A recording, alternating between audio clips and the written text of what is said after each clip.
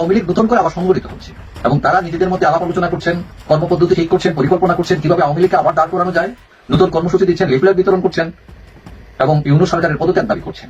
একের পর এক জামিনে বের হচ্ছেন আওয়ামী লীগ ছাত্রলীগ নেতারা। যুক্ত নেতাদের নিয়ে আন্দোলনে নামার পরিকল্পনা করছেন অনেকেই। এই সরকার কিন্তু ক্রমাগত বিভিন্ন কর্মকাণ্ডের মাধ্যমে তাদের নিরপেক্ষতা হারাচ্ছে। এই সরকার আগামীতে একটা নির্বাচন করবেন, সরকার কিন্তু নিরপেক্ষ থাকতে পারবেন? সার্জিস আলম সরকারের যে ক্ষমতা ওনার থাকার কথা না, সেই ক্ষমতার অপপ্রয়োগ করে মানুষকে ভয় দেখিয়ে উনি সেগুলো করার মাধ্যমে বোঝানোর চেষ্টা করছেন যে তিনি একজন বড় কেউ কাটা হয়ে গেছেন।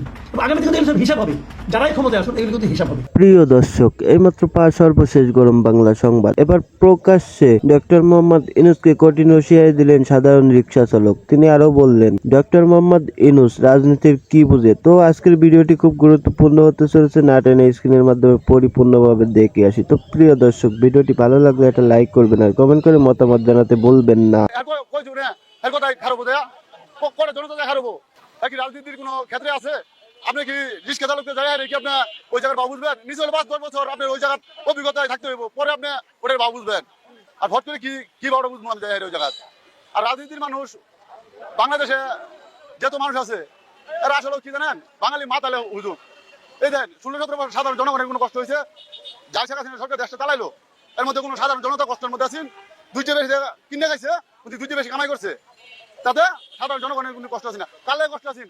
ধরেন আমি জামাত করি, আমি জাতীয় পার্টি করি, আমি অমুক করি, দলের কিছু কিছু মানুষকে হ্যাঁ একটু বেদল করছে, মানে যে কথা না হচ্ছে হয়তো ফাঁসি দিচ্ছে, নাই করছে, নাই এখনো কারাগার এরকম করছে। আচ্ছা, এরকম করলে মনে করি যে আমরা বাঙালি লাঠি দেখলে মুগুর দেখলে ঠিক হই, আর মুগুর ছাড়া বাঙালি ঠিক হওয়া না। আর চুর তো বাংলাদেশ স্বাধীন হওয়ার পর থেকে চুর জন্ম হয়েছে। এই চুর কিভাবে শেষ করবো?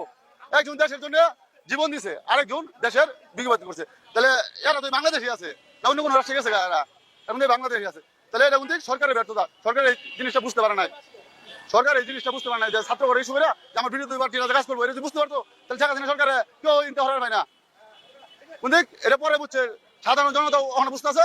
মনে করেন যে স্কুলের ছাত্ররা যে আন্দোলন করছে, হেরাও বুঝতেছে আঙ্গুর বাবু আমরা নিজেরা কোরআন মারছি। কি কারণে? একটা দেশ আর কিভাবে চালাবো?